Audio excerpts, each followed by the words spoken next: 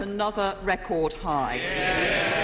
And the lowest unemployment Live on rate Euronews to over a London decade, and the House of and Commons, where the wages new rising. British Prime Minister Theresa May is giving her first Prime Minister's questions. In addition to my duties in this House, I shall have further such meetings later today.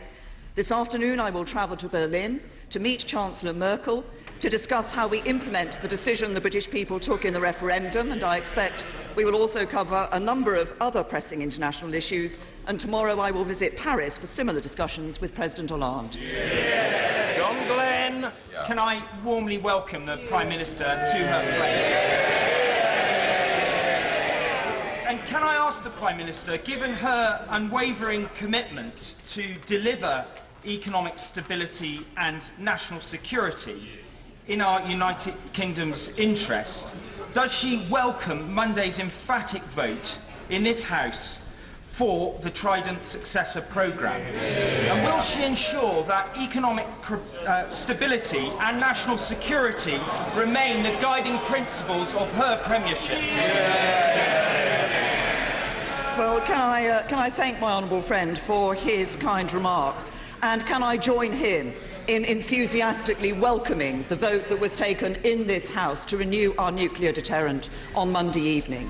I think that vote showed the commitment of this House. It showed that we have not only committed to our own national security, but also consider the security of our European and NATO allies. We can now get on with the essential job of renewing our nuclear deterrent.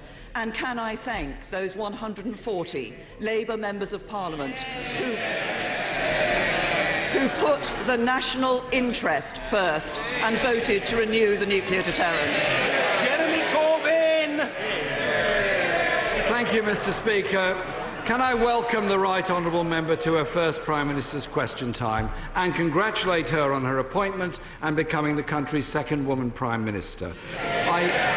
I hope that she will agree with me that this House and Prime Minister's question time should be an opportunity to debate seriously the issues that face our country and our place in the world. On the steps of Downing Street, she talked very eloquently about fighting burning injustice. Yet, Mr. Speaker, her last act as Home Secretary was to shunt the Orgreave inquiry into the long grass. The Advocate General told the House of Lords that the IPCC told Home Office officials that if it announced any action to set up an inquiry or other investigation relating to Orgreave, it would have an impact on the Hillsborough investigation. The IPCC disputes that account. I hope Parliament wasn't misled, and will the Prime Minister now proceed with a full public inquiry into the terrible events at Orgreave? He's referring to the miners' strike of the 1980s. Can I thank the right honourable gentleman for the welcome that he has given me? Police violence I say to him, he refers to demonstration. me as the second woman Prime Minister. In my years here in this House, I've long heard the Labour Party asking what the Conservative Party does for women. Well,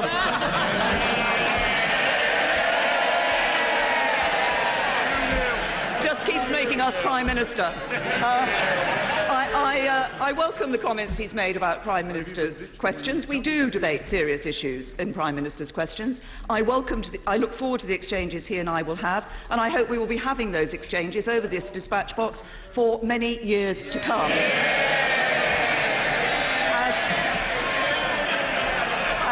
As regards the Orgreave inquiry, I think the Shadow Home Secretary has an urgent question on that this afternoon, which the Home Secretary will be responding to. Jeremy Corbyn! Thank you, Mr. Speaker. The new Prime Minister also said on the steps of Downing Street, if you're young, you'll find it harder than ever before to own your own home.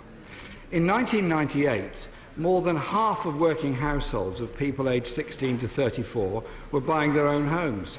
Today, the figure is 25%, and the Resolution Foundation suggests this will fall to 10% in the next 9 years. What figure has the Prime Minister set herself for home ownership amongst young people? I notice the timeline that the right honourable gentleman referred to. He might have forgotten that during that period we actually had 13 years of a Labour government. 13 years of a Labour government that had a very bad record in terms of house building. This is the government that is going to change that. It's this government that is putting more into building more homes to ensure that young people do have a better opportunity to get on the housing ladder. That's why we're a government that actually will be governing for everyone in this country. Mr. Speaker, that Labour government put a decent home standard in place in every part of this country. And I'm not sure that I'm not sure, Mr. Speaker, that starter homes at £450,000 for young people earning 7% less than their parents' generation is actually a very good prospect for people owning their own homes. The Prime Minister is rightly concerned, Mr. Speaker, and she said this: if you're black, you're treated more harshly than if you're white. So before appointing her new Foreign Secretary, did she discuss with him his description of black people as piccaninnies and why he questioned the motives of the US President Obama on his part Kenyan heritage?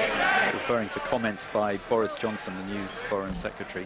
The right honourable gentleman started his question by making reference to the issue of starter homes and the upper limit in London of the £450,000. And I've sat on these benches and heard him raise that with my right honourable friend, the member for Witney, when he was Prime Minister on a number of occasions. Can I just explain this to the Leader of the Opposition? If you look at house prices across the country, they vary. In Liverpool, the average house price is just over £116,000. In London, the average house price is just over £676,000. That's why we have a higher limit for the starter home figure in London. If he objects to that, then he needs to tell his constituents why he is against them having opportunities to get on the house. He refers to the remarks I made, and it is correct that if you are black, you will be treated more harshly in the criminal justice system. It's exactly why, as Home Secretary, I dealt with the issue of stop and search. I was concerned to make sure that nobody should be stopped and searched on the streets of this country because of the colour of their skin. I did that as a Conservative. 13 years of Labour did nothing on it.